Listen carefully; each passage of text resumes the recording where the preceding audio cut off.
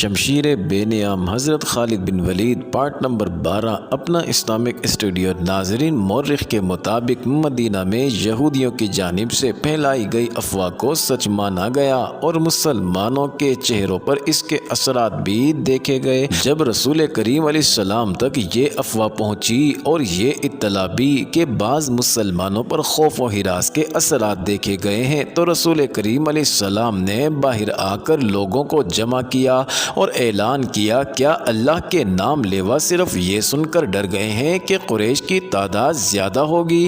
کیا اللہ سے ڈرنے والے آج بتوں کے پجاریوں سے ڈر گئے ہیں؟ اگر تم قریش سے اس قدر ڈر گئے ہو کہ ان کی للکار پر تم منہ موڑ گئے ہو، تو مجھے قسم ہے خدائے ذوالجلال کی جس نے مجھے رسالت کی ذمہ داری سونپی ہے، میں بدر کے میدان میں اکیلا جاؤں گا۔ رسول خدا علیہ السلام کچھ اور بھی کہنا چاہتے تھے، لیکن رسالت مآب علیہ السلام کے شیدائیوں نے نعروں سے آسمان کو ہلا ڈالا۔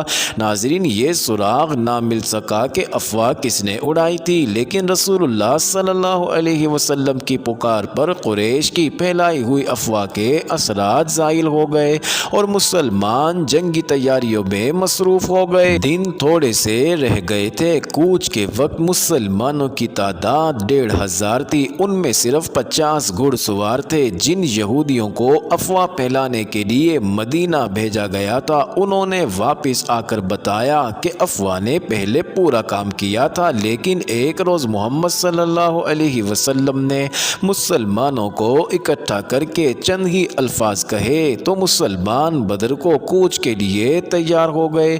ان کی تعداد مدینہ میں ہماری موجودگی تک 1500 تک پہنچ گئی تھی۔ ہمارا خیال ہے کہ تعداد اس سے کم یا زیادہ نہیں ہوگی۔ آج مدینہ کو جاتے ہوئے اس واقعے کی یاد نے خالد کو اس لیے شرمسار کر دیا تھا کہ وہ اس وقت محسوس کرنے لگا تھا کہ ابو سفیان کسی نہ کسی وجہ سے مسلمانوں کے سامنے جانے سے ہچکچا رہا ہے۔ ناظرین، خالد کو جب مسلمانوں کی تعداد کا پتہ چلا تو وہ بھڑکا بپرا ہوا ابو سفیان کے پاس گیا۔ ابو سفیان، خالد نے اس سے کہا، سردار کی اطاعت ہمارا فرض ہے۔ میں اہل قریش میں سردار کی حکم عدول کی روایت قائم نہیں کرنا چاہتا، لیکن مجھے قریش کی عظمت کا بھی خیال ہے۔ آپ اپنے رویے کو تبدیل کرنے کی کوشش کریں، کہیں ایسا نہ ہو کہ قبیلہ قریش کی عظمت کا احساس مجھ میں اتنا زیادہ ہو جائے کہ میں آپ کے حکم اور رویے کی طرف توجہ ہی نہ دوں۔ کیا تم نے سنا نہیں تھا کہ میں نے یہودیوں کو مدینہ کیوں بھیجا تھا؟ ابو سفیان نے پوچھا۔ میں مسلمانوں کو ڈرانا چاہتا تھا ابو سفیان، خالد نے اس کی بات پوری ہونے سے پہلے کہا۔ لڑنے والے ڈرا نہیں کرتے۔ کیا آپ نے مسلمانوں کو قلیل تعداد میں لڑتے ہوئے نہیں دیکھا؟ کیا آپ نے خبیب اور زید کو اہل قریش کی برچیوں کے سامنے کھڑے ہو کر نعرے لگاتے نہیں سنا تھا؟ میں آپ سے صرف یہ کہنے آیا ہوں کہ اپنی سرداری کا احترام کریں اور بدر کوچ کی تیاری کریں۔ ناظرین، دوسرے ہی دن مکہ میں یہ خبر پہنچی کہ مسلمان مدینہ سے بدر کی طرف کوچ کر گئے ہیں۔ اب ابو سفیان کے لیے اس کے سوا اور کوئی راستہ نہیں رہ گیا تھا کہ وہ کوچ کا حکم دے۔ قریش کی جو تعداد بدر کو کوچ کے لیے تیار ہوئی وہ 2000 تھی اور 100 گھڑ سوار اس کے علاوہ تھے۔ ناظرین، قیادت ابو سفیان کی تھی اور اس کے ماتحت خالد، اکرمہ اور صفوان نائب سالار تھے۔ ناظرین، حسب معمول ابو سفیان کی بیوی ہند اور اس کی چند ایک کنیزیں اور گانے بجانے والی عورتیں بھی ساتھ تھیں۔ مسلمان رسول اکرم علیہ السلام کی قیادت میں 4 اپریل سن 526 سن عیسوی بمطابق ذی القعدہ سن 6 ہجری کے روز بدر کے میدان میں پہنچ گئے۔ ناظرین، قریش ابھی اسفان کے مقام تک پہنچے تھے۔ انہوں نے وہیں رات بھر کے لیے پڑاؤ کیا۔ صبح ان کی روانگی تھی، لیکن صبح طلوع ہوتے ہی ابو سفیان نے اپنے لشکر کو کوچ کا حکم دینے کی بجائے اکٹھا کیا اور لشکر سے یوں مخاطب ہوا، قریش کے بہادروں، مسلمان تمہارے نام سے ڈرتے ہیں، اب ان کے ساتھ ہماری جنگ فیصلہ کن ہوگی۔ ان مٹھی بھر مسلمانوں کا ہم نام و نشان مٹا دیں گے۔ نہ محمد اس دنیا میں رہے گا، نہ کوئی اس کا نام لینے والا۔ لیکن ہم ایسے حالات میں لڑنے جا رہے ہیں جو ہمارے خلاف جا سکتے ہیں اور ہماری شکست کا باعث بن سکتے ہیں۔ تم دیکھ رہے ہو کہ ہم اپنے ساتھ پورا اناج نہیں لا سکے، مزید اناج ملنے کی امید بھی نہیں، کیونکہ خشک سالی نے قحط کی صورت پیدا کر دی۔ پھر اس گرمی کو دیکھو، میں نہیں چاہتا کہ میں اپنے بہادروں کو بھوکا اور پیاسا مروا دوں۔ میں فیصلہ کن جنگ کے لیے موزوں حالات کا انتظار کروں گا۔ ہم آگے نہیں جائیں گے، مکہ کو کوچ کرو۔ خالد کو یاد آ رہا تھا کہ قریش کے لشکر نے دو طرح کے نعرے بلند کیے۔ ایک ان کے نعرے تھے جو انہی حالات میں مسلمانوں کے خلاف لڑنے کا عزم کیے ہوئے تھے، دوسرے نعرے ابو سفیان کے فیصلے کی تائید میں تھے، لیکن حکم سب کو ماننا تھا۔ خالد، اکرمہ اور صفوان نے ابو سفیان کا یہ حکم ماننے سے انکار کر دیا، لیکن ابو سفیان پر ان کے احتجاج کا کچھ اثر نہ ہوا۔ ان تینوں نائب سالاروں نے یہ جائزہ بھی لیا کہ کتنے آدمی ان کے ساتھ رہتے ہیں، یہ جائزہ ان کے خلاف ثابت ہوا۔ ناظرین، لشکر کی اکثریت ابو سفیان کے حکم پر مکہ کی طرف کوچ کر گئی۔ خالد اور اس کے دوسرے ساتھیوں کو مجبوراً لشکر کے پیچھے پیچھے آنا پڑا۔ خالد کو وہ لمحہ یاد آ رہا تھا جب وہ اہل قریش کے لشکر کے پیچھے پیچھے اکرمہ اور صفوان کے ساتھ مکہ کو چلا جا رہا تھا، اس کا سر جھکا ہوا تھا۔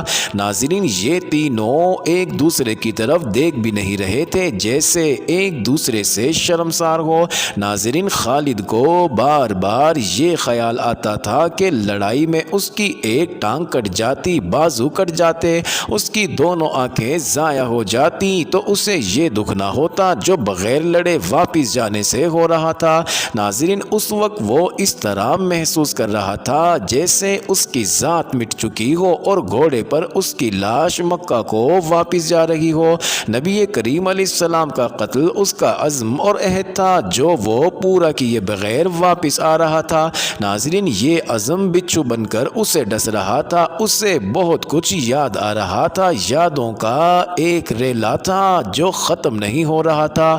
اسے یہودیوں کے تینوں قبیلے بنو نذیر، بنو قریظہ اور بنو قینقاع یاد آئے۔ انہوں نے جب دیکھا کہ قریش مسلمانوں کے خلاف لڑنے سے منہ موڑ گئے ہیں تو وہ سرگرم ہو گئے۔ ناظرین، یہودیوں نے مسلمانوں کے خلاف زمین دوز کاروائیاں شروع کی، مکہ گئے اور قریش کو مسلمانوں کے خلاف بھڑکایا، مگر قریش کا سردار ابو سفیان ٹس سے مس نہ ہوا۔ خالد کو معلوم نہ ہو سکا کہ ابو سفیان کے دل میں کیا ہے اور وہ مسلمانوں سے لڑنے سے کیوں گھبراتا ہے۔ ناظرین، اسی سال کے موسم سرما کے اوائل میں خیبر کے چند ایک سرکردہ یہودی مکہ گئے۔ ان کا سردار حی بن اخطب تھا۔ یہ شخص یہودیوں کے قبیلے بنو نذیر کا سردار بھی تھا۔ یہودیوں کے پاس زر و جواہرات کے خزانے تھے۔ وہ چند ایک یہودی ابو سفیان اور قریش کے دیگر سرداروں کے لیے بیش قیمت تحفے لے کر گئے۔ ناظرین، ان کے ساتھ حسین و جمیل لڑکیوں کا طائفہ یعنی گروپ بھی تھا۔ مکہ میں یہ یہودی ابو سفیان سے ملے، اسے تحفے پیش کیے اور رات کو اپنے طائفہ کا رقص بھی دکھایا۔ اس کے بعد حی بن اخطب نے ابو سفیان سے خالد، اکرمہ اور صفوان کی موجودگی میں کہا کہ انہوں نے مسلمانوں کو ختم نہ کیا اور ان کے بڑھتے ہوئے قدم نہ روکے تو وہ یمامت تک پہنچ جائیں گے۔ اگر وہ اس میں کامیاب ہو گئے تو قریش کے لیے وہ تجارتی راستہ ہمیشہ کے لیے بند ہو جائے گا جو بحرین اور عراق کی طرف جاتا ہے۔ ناظرین، قریش کے لیے یہ راستہ شہرک کی حیثیت رکھتا تھا۔ اگر آپ ہمارا ساتھ دیں، حی بن اخطب نے کہا، تو ہم مسلمانوں کے خلاف خفیہ کاروائیاں شروع کر دیں گے۔ ہم مسلمانوں سے دگنے تھے تو بھی انہیں شکست نہ دے سکے۔ ابو سفیان نے کہا، ان سے 3 گنا تعداد میں ان سے لڑے تو بھی انہیں شکست نہ دے سکے۔ اگر چند اور قبیلے ہمارے ساتھ مل جائیں تو ہم مسلمانوں کو ہمیشہ کے لیے ختم کر سکتے ہیں۔ ہم نے یہ انتظام پہلے ہی کر دیا ہے۔ حی بن اخطب نے کہا، قبیلہ غطفان اور بنو اسد آپ کے ساتھ ہوں گے، چند اور قبیلے ہماری کوششوں سے آپ کے ساتھ آ جائیں گے۔ ناظرین، خالد کو کیا کچھ یاد نہ آ رہا تھا۔ 3-4 سال پہلے کے واقعات اسے ایک روز پہلے کی طرح یاد تھے۔ اسے ابو سفیان کا گھبرایا چہرہ اچھی طرح یاد تھا۔ خالد جانتا تھا کہ یہودی اہل قریش کو مسلمانوں کے خلاف صرف اس لیے بھڑکا رہے ہیں کہ یہودیوں کا اپنا مذہب اسلام کے مقابلے میں خطرے میں آ گیا تھا، لیکن انہوں نے ابو سفیان کو ایسی تصویر دکھائی تھی جس میں اسے مسلمانوں کے ہاتھوں تباہی نظر آ رہی تھی۔ دوسری طرف خالد، اکرمہ اور صفوان بن امیہ نے ابو سفیان کو سر اٹھانے کے قابل نہیں چھوڑا۔ ہم آپ کو اپنا سردار تسلیم کرتے ہیں، لیکن آپ یہ تسلیم کریں کہ آپ بزدل ہیں۔ اگر مسلمان موسم کی خرابی اور قحط میں لڑنے کے لیے آ گئے تھے تو ہم بھی تو لڑ سکتے تھے۔ آپ نے جھوٹ بول کر ہمیں دھوکہ دیا ہے۔ ابو سفیان بزدل ہے۔ ابو سفیان نے پورے قبیلے کو بزدل بنا دیا ہے۔ اب محمد صلی اللہ علیہ وسلم کے چیلے ہمارے سر پر کودیں گے۔ اور ایسی بہت سی طنز اور غصے میں بھری ہوئی آوازیں مکہ کی گلی کوچوں میں گشت کرتی رہتی تھی۔ ناظرین، ان آوازوں کے پیچھے یہودیوں کا دماغ بھی کام کر رہا تھا، لیکن اہل قریش کی غیرت اور ان کا جذبہ انتقام انہیں چین سے بیٹھنے نہیں دیتا تھا۔ ابو سفیان اس حال تک پہنچ گیا کہ اس نے باہر نکلنا ہی چھوڑ دیا۔ خالد کو وہ دن یاد آیا جب اسے ابو سفیان نے اپنے گھر بلایا تھا۔ ناظرین، خالد کے دل میں ابو سفیان کا وہ احترام نہیں رہ گیا تھا جو کبھی ہوا کرتا تھا۔ وہ بادل نخواستہ صرف اس لیے چلا گیا کہ ابو سفیان اس کے قبیلے کا سردار ہے۔ وہ ابو سفیان کے گھر گیا تو وہاں اکرمہ اور صفوان بھی بیٹھے ہوئے تھے۔ خالد، ابو سفیان نے کہا، میں نے مدینہ پر حملہ کا فیصلہ کر لیا ہے۔ ناظرین، خالد کو ایسا محسوس ہوا جیسے اس نے غلط سنا ہو۔ اس نے اکرمہ اور صفوان کی طرف دیکھا، ان دونوں کے ہونٹوں پر مسکراہٹ آ گئی۔ ہاں خالد، ابو سفیان نے کہا، جس قدر جلدی ہو سکے لوگوں کو مدینہ پر حملہ کے لیے تیار کر لو۔ ناظرین، یہودیوں نے جن قبائل کو قریش کا ساتھ دینے کے لیے تیار کیا تھا ان سب کی طرف پیغام بھیج دیے گئے۔ یہ فروری سن 627 سن عیسوی کے آغاز کے دن تھے۔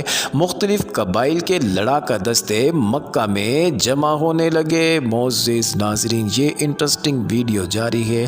اگلی ویڈیو قسط نمبر 13 میں دیکھنا مت بھولیے گا۔